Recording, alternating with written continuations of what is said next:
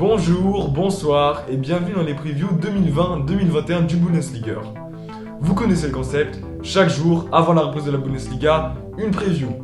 On touche déjà à la fin et on s'attaque maintenant au top 4, les places de Ligue des Champions avec le Borussia Mönchengladbach. La saison dernière était magnifique à Gladbach. Par rapport aux attentes et aux changements qui ont eu lieu en été, c'est pour moi la plus grosse surprise de la saison dernière. L'entraîneur Marco Rose, arrivé de Salzburg, s'est tout de suite et parfaitement adapté à la Bundesliga. Son équipe a occupé la première place de la 7e à la 14e journée et était 2e à la mi-saison. La deuxième partie de saison était certes un peu plus dure, mais ça allait quand même. Le duo de pointe français Alassane Plea et Marcus Thuram ont très bien permuté ensemble, et à eux deux, ils ont inscrit 20 buts. C'était une très belle saison, avec un très beau final aussi, car Gladbach s'assure la 4e place, et ce qui veut dire qu'ils joueront la Ligue des Champions cette saison. Le seul petit bémol est l'élimination rapide en Europa League, comme en Coupe d'Allemagne. Mais ce n'est pas bien grave, vu la saison magnifique qu'ils ont jouée. Les millions encaissés grâce à la qualification ont été réinvestis pour compenser les dégâts créés par la crise du coronavirus. Il n'y a donc pas de transfert, mais deux prêts très intéressants. Tout d'abord, l'Autrichien Valentino Lazaro arrive en prêt d'1 an du l'Inter Milan. L'ancien joueur du Hertha Berlin connaît bien la Bundesliga, et sa vitesse, combinée à sa technique, font de lui un joueur très dangereux sur l'aile droite. Mais c'est Hannes Wolf, mon joueur à suivre pour la saison à venir. Le jeune Autrichien de 21 ans arrive de RB Leipzig pour un prêt d'1 an.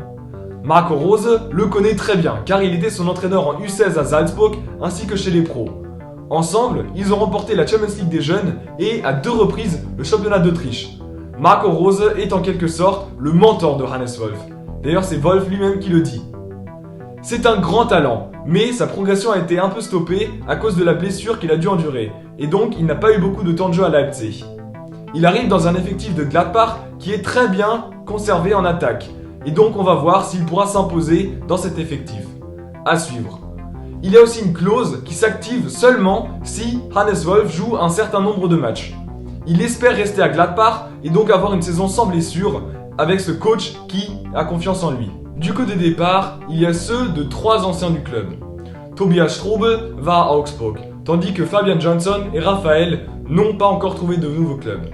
Ce sont certes des joueurs qui ont marqué une ère de Gladbach, notamment la saison 2014-2015 où ils finissent 3e, mais il était temps pour eux de s'en aller après quelques saisons où ils ne jouaient presque plus du tout. Gladbach a réussi à conserver tous ses joueurs clés, malgré les approches de gros clubs européens. Cela montre que les joueurs adhèrent au projet du directeur sportif Max Eberl, et ils ont déjà hâte de jouer la Ligue des Champions. C'est un effectif très bon, avec des joueurs comme Matthias Ginter, Florian Neuhaus, Dennis Zakaria et les défensés devant, Marcus Thuram et Alassane Plea. Il y a aussi Jan Sommer, qui est pour moi le meilleur gardien en Bundesliga. Je pense cela car pour moi, Sommer a un plus grand impact sur les résultats de Gladbach que Neuer sur les résultats du Bayern. Mais ça se joue à très peu. Je vois Gladbach finir à la 4e place, mais je les vois aussi très capables d'attaquer le top 3, en titillant Dortmund et Leipzig. C'était la preview pour le Borussia Mönchengladbach. Quel est votre preview pour les Fohlen, les poulains? Écrivez-le dans les commentaires. En attendant la preview de demain, je vous souhaite une bonne journée, une bonne soirée und tschüss.